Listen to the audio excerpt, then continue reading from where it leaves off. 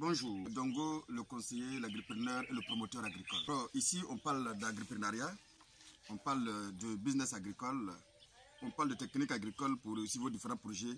Alors, on va continuer notre formation sur l'agriculture hors sol 100% biologique. Bien, aujourd'hui, nous allons parler de l'irrigation, de l'arrosage si on veut, et de la fertilisation. Alors, la fois dernière, je vous ai montré un peu la composition, ça je ne vais pas revenir dessus. C'est la même composition que j'ai réservée pour utiliser ça pour continuer les vidéos. C'est la même composition. C'est le mélange qui est effectué la fois dernière qui est là.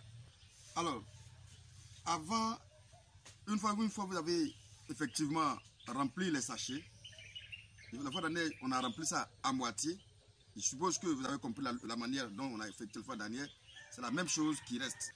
Voilà. En principe, la veille du repiquage. D'abord, il faut parler du repiquage d'abord.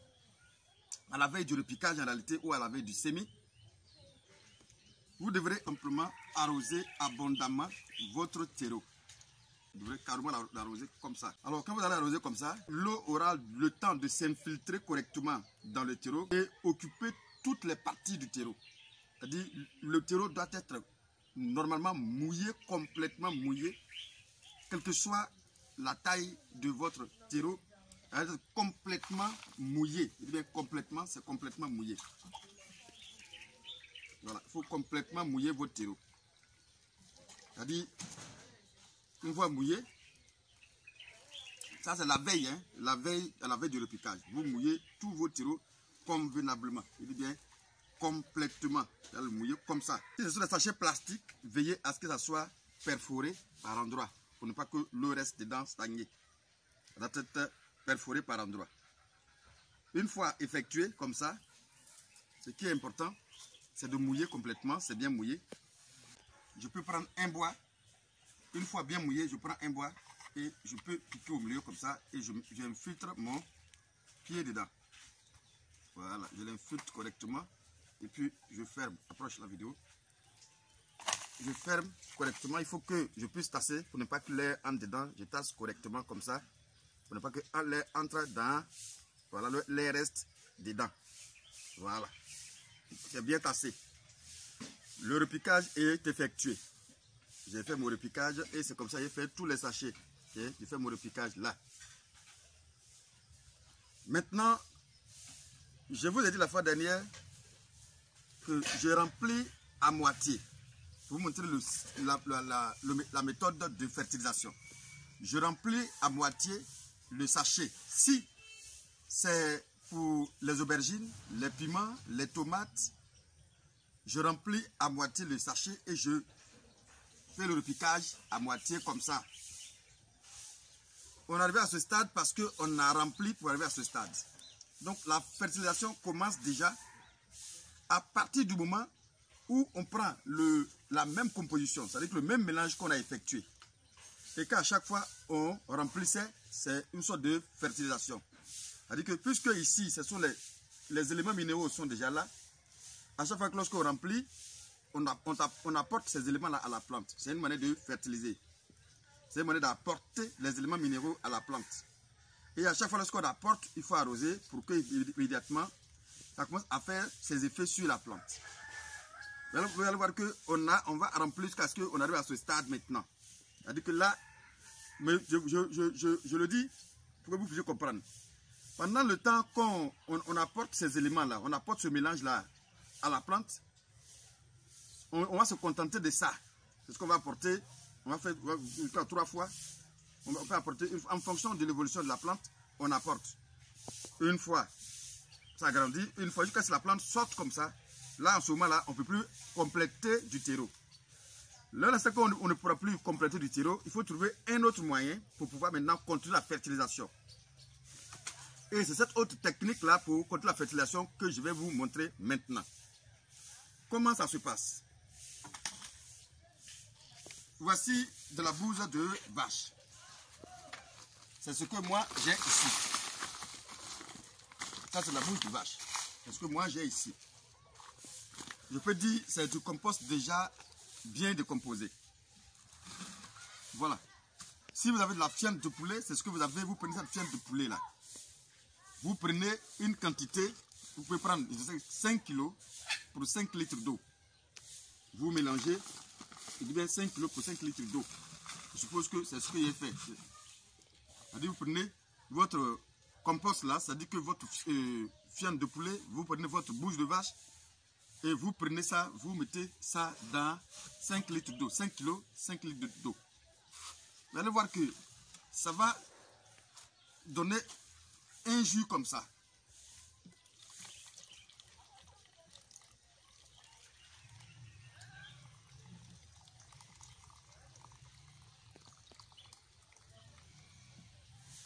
Voyez-vous, ça va donner un jus comme ça.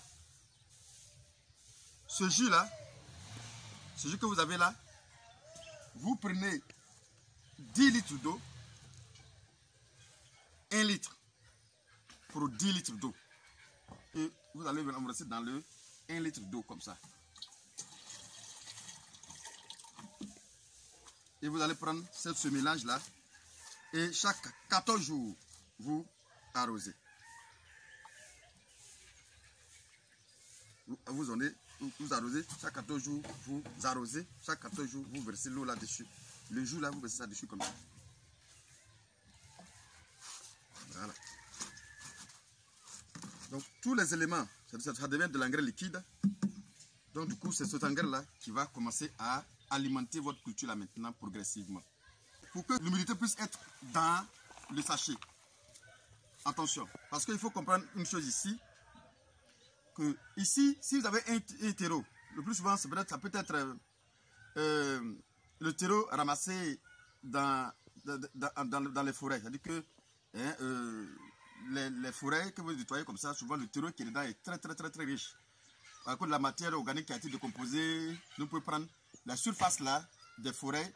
Dans les forêts, vous prenez la surface là, vous prenez cette couche, la première couche, vous remplissez votre sachet. C'est très bon comme terreau. Mais si c'est un terreau ou une terre qui est sableuse, un sol sableux n'est pas le même arrosage qu'un sol, disons, argileux. Donc si c'est argileux, vous sentez que votre terreau est argileux, plus ou moins argileux, il faut avoir un intervalle de 3 jours avant l'arroser. Mais seulement ce qu'il faut comprendre, en matière de hors-sol, avec un terreau, il faut maintenir toujours l'humidité. Toujours l'humidité. Ne laissez jamais sécher l'ensemble de votre terreau. C'est pourquoi au départ, je vous ai dit d'arroser abondamment pour que l'ensemble de votre terreau soit mouillé convenablement de dessus jusqu'en bas. Pour donner toujours l'humidité à la plante. Mais attention, ne pas l'inonder et asphyxier de l'eau aussi également. C'est pourquoi lorsque vous regardez l'humidité maintenue, que c'est toujours humide, ce n'est pas nécessaire d'arroser matin, midi et soir. La seule chose qu'il faut savoir, c'est que vous devrez maintenir toujours l'humidité. Donc, si vous arrosez convenablement, c'est-à-dire que vous prenez un bon litre d'eau en fonction de la taille de vos sachets. Par exemple, si moi il va arroser ça, il peut prendre 2 litres d'eau que je verse tout le 2 litres d'eau dessus. Parce que en fonction de la taille de mon sachet, et je vais faire 2 jours sans mettre de l'eau. Parce que les 2 litres sont déjà en train de travailler. Je vais faire 2 jours sans mettre de l'eau. Donc je ne vais pas inonder l'eau à chaque fois pour ne pas que la plante soit asphyxiée d'eau. Du coup, la plante ne va pas assimiler l'eau. C'est comme si ça va ralentir sa croissance. Donc vous arrêtez convenablement et puis vous sautez 2 ou 3 jours en fonction de la composition de votre sol. Si c'est un sol argileux, et chaque 3 jours, et un sol sableux chaque 2 jours. Ça sera intéressant. Voilà. Mais pour ne pas que vous soyez là en train d'arroser, moi je prends un paillage. Je prends un paillage et je mets comme ça. Le paillage peut être la tonne de gazon. Moi ici c'est ce que j'ai eu. Sur les feuilles de palme. Voilà. Voyez-vous? Donc je forme un paillage autour de mon pied. Donc l'humidité va rester.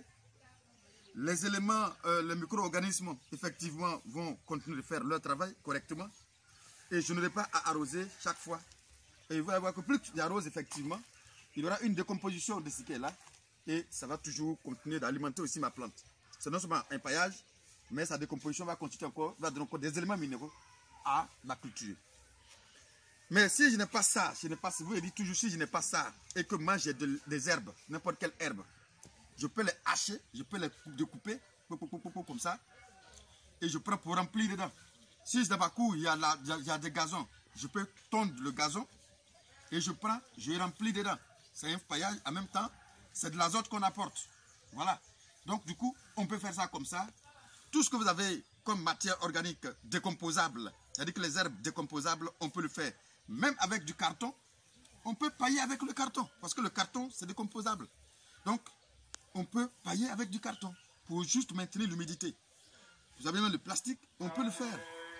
Toujours pour pailler, pour que l'humidité puisse rester, puisque vous avez, comme il a dit, vous avez isolé la terre, donc il faut maintenir l'humidité pour alimenter toujours la plante. C'est très important. Donc, je vais vous montrer en fait comment il faut contrôler la fertilisation juste avec votre bouche de vache. Juste avec votre compost. Mais même avec votre compost déjà, il y a des composts déjà bien effectués. Vous prenez ce compost-là, tout simplement, et vous mélangez dans de l'eau. Vous mélangez dans de l'eau comme ça, et que le jus qui va sortir, vous le diluez à 10%, c'est-à-dire que vous prenez 1 litre pour 10 litres d'eau, vous le diluez, et vous versez sur par exemple pour les cultures comme tomates et piments. Un arrosoir peut prendre au moins ne serait-ce que 1 mètre carré, 14 pieds, pour prendre pour arroser convenablement, de sorte à ce que vous avez assez d'éléments minéraux pour que la plante puisse être alimentée. Mais il faut le faire régulièrement. Il faut le faire chaque 14 jours. On peut apporter ces éléments-là pour que au moins la plante puisse toujours avoir les éléments minéraux pour son évolution. Voici comment il faut, par exemple, fertiliser lorsque vous avez fini de faire. Ça, c'est une méthode de fertilisation. Je finis avec ça. Bien. Ici, je suis là encore avec ma bouche de vache, ou encore ma fienne de poulet, ou encore ma bouche de, je vais dire, de mouton, ou encore, je ne sais pas, de tout ce que vous avez sous la main. Tout ce que vous avez sous la main. Et vous allez voir ici, film à l'intérieur, tout ce que vous allez voir ici, ce sont les éléments, le reste de cuisine de ma maison. Et tout le monde a le reste de cuisine de sa maison. Quel que soit ce que vous, les restes de cuisine, ça veut dire quoi? Le riz que vous n'avez pas pu finir de manger, les épluchures de manioc, les épluchures d'igname, les agrumes, et les papiers, les cartons, les feuilles, tout ce que vous avez, tout sauf plastique. Que vous mettez dans un récipient comme ça, parfois qui a de couverture, ou bien prenez des sachets pour fermer. S'il n'y a pas de couverture, prenez des sachets pour fermer. Vous mettez dedans, comme ça. Maintenant, qu'est-ce que vous faites? Avant de mettre, il faut qu'en bas soit percé. Percer le bas pour que le jus là puisse descendre. Mais pour que le jus là puisse descendre. Mais quelle composition il faut prendre pour faire cela? Une fois que vous avez tout ça, vous prenez encore votre bouche de vache qui va toujours travailler, ou encore votre fienne de poulet va toujours travailler. Vous mélangez tout ça dedans, comme ça.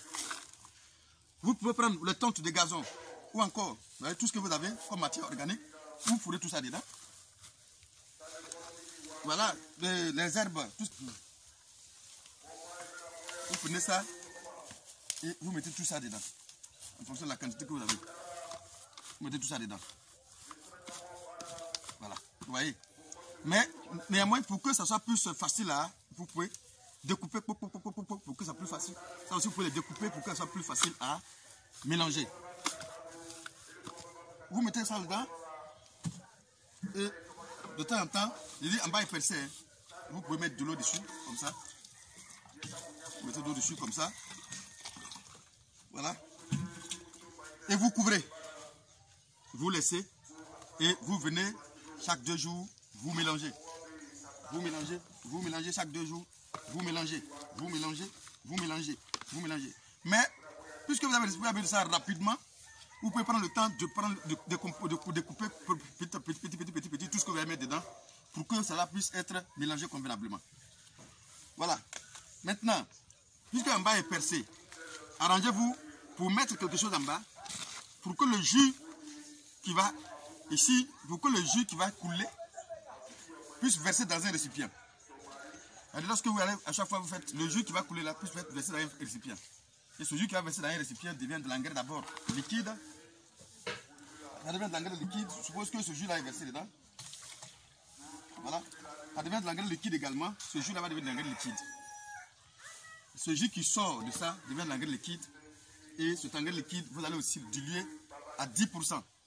Vous le diluez à 10%. Et vous, avec 10%, ça veut dire que 10 litres pour 1 litre d'eau.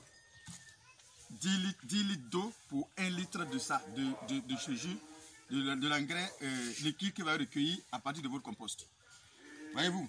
Donc du coup, voici que vous avez ça. Vous avez ça à chaque fois. Ça, au fur et à mesure que vous mélangez, ça va devenir, ça va se décomposer, ça va décomposer. Vous savez, tout ce qui est là va se transformer, va devenir du compost bien mélangé.